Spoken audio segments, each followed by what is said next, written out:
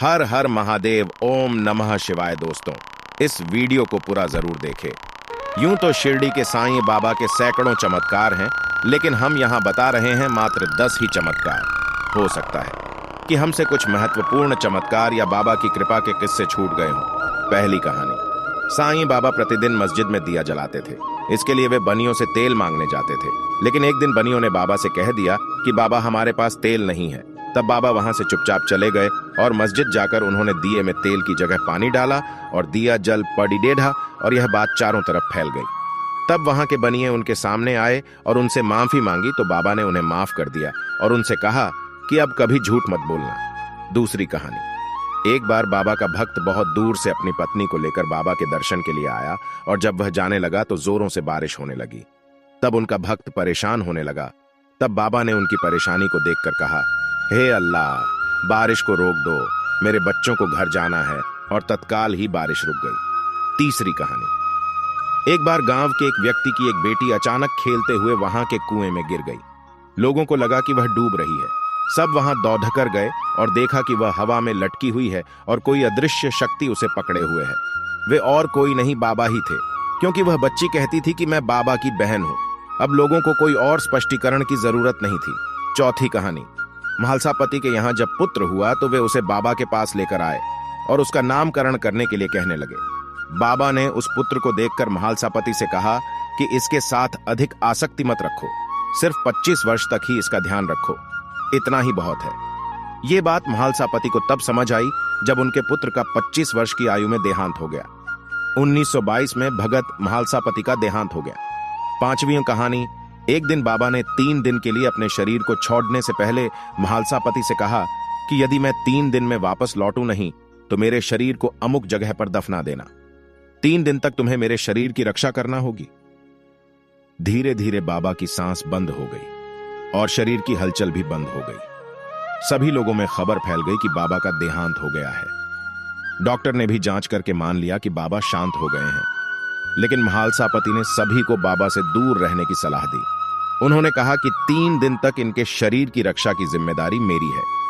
गांव में इसको लेकर विवाद हो गया, लेकिन महालसापति ने बाबा के सिर को अपनी गोद में रखकर 3 दिन तक जागरण किया। किसी को बाबा के पावन शरीर को हाथ भी नहीं लगाने दिया। 3 दिन बाद जब बाबा ने वापस शरीर धारण किया तो जैसे चमत्कार हो गया। चारों ओर हर्ष व्याप्त हो गया। छठी कहानी। मुंबई के रहने वाले काका महाजनी का विचार शिरडी में एक सप्ताह ठहरने का था। पहले दिन दर्शन करने के बाद बाबा ने उनसे पूछा, तुम कब वापस जाओगे? उन्हें बाबा के इस प्रश्न पर आश्चर्य सा हुआ। तब उन्होंने कहा, जब आप आज्ञा दें तब। बाबा ने कहा, कल ही। यह सुनकर काका महाजनी ने तुरंत शिरडी से प्रस्थान कर लिया। जब वे मुंबई अपने ऑफिस में पहुंचे तो उन्होंने अपने सेठ को अति उत्सुकता पूर्वक प्रतीक्षा करते पाया, क्योंकि मुनीम के अचानक ही अस्वस्थ हो जाने के कारण काका की उपस्थिति अनिवार्य हो गई थी। सेठ ने काका को बुलाने के लिए पत्र लिखा था, जो उनके पते पर वापस लौट आया। 7वीं कहानी। बाबा का जब हाथ जल गया था तो भागोजी शिंदे ही उनके हाथ पर घी मलने और पट्टी लगाने का कार्य करते थे। भागोजी शिंदे कुष्ठ रोगी थे। चांदोरकर जी बाबा के लिए मुंबई से एक डॉक्टर परमानंद को इलाज के लिए लेकर आए थे, लेकिन बाबा ने इनकार कर दिया और वे शिंदे के हाथों घी लगाकर ही ठीक हो गए। 8वीं कहानी। धुमाल। एक मुकदमे के संबंध में निफाड़ के न्यायालय को जा रहे थे। मार्ग में वे शिरडी उतरे। उन्होंने बाबा के दर्शन किए और तत्काल ही निफाड़ को प्रस्थान करने लगे, परंतु बाबा की स्वीकृति प्राप्त न हुई। उन्होंने उन्हें शिरडी में 1 सप्ताह और रोक लिया।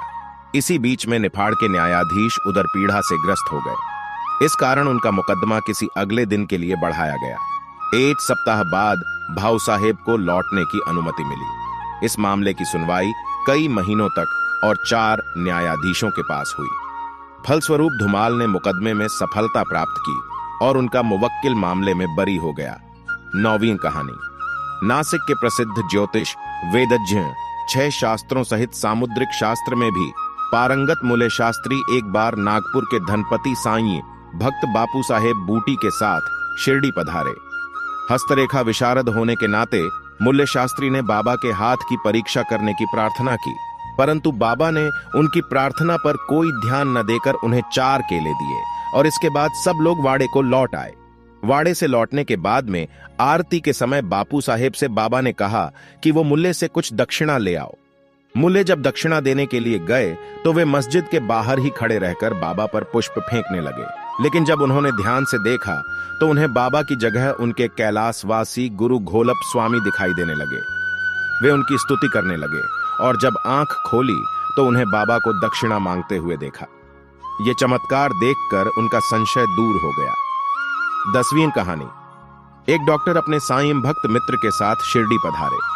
उन्होंने मित्र से कहा कि तुम ही दर्शन करने जाओ, मैं नहीं जाऊंगा, क्योंकि मैं श्री राम के अलावा किसी के समक्ष नहीं झुकता, खासकर किसी यवन के समक्ष, और वह भी मस्जिद में तो कतई नहीं। मित्र के कहा कि तुम्हें वहां कोई झुकने या नमन करने को कोई बाध्य नहीं करेगा, अथ मेरे साथ चलो, आनंद रहेगा। वे शिरडी पहुंचे और बाबा के दर्शन को गए, परंतु डॉक्टर को ही सबसे आगे जाते देख और बाबा की प्रथम चरण वंदना करते देख सबको बड़ा विस्मय हुआ। लोगों ने डॉक्टर से पूछा कि क्या हुआ। डॉक्टर ने बतलाया कि बाबा के स्थान पर उन्हें अपने प्रिय इष्ट देव श्री राम के दर्शन हुए और इसीलिए उन्होंने नमस्कार किया। जब वे ऐसा कह ही रहे थे तभी उन्हें साईं बाबा का रूप पूर्ण दिखने लगा। यह देख वे आश्चर्यचकित होकर बोले कि क्या यह स्वप्न है? ये यवन कैसे हो सकते हैं? अरे अरे, ये तो पूर्ण योग अवतार हैं। बाद में वे डॉक्टर वहीं रुके और उन्होंने परम अनुभूति का अनुभव किया। दोस्तों, अगर आपको ये वीडियो पसंद आई हो तो हमारे इस वीडियो को लाइक और शेयर जरूर कीजिए। अगर आप हमारे चैनल पर नए हैं तो प्लीज हमारे इस चैनल को सब्सक्राइब जरूर कीजिए और बेल आइकन को प्रेस कीजिए ऐसी वीडियो देखने के लिए। धन्यवाद।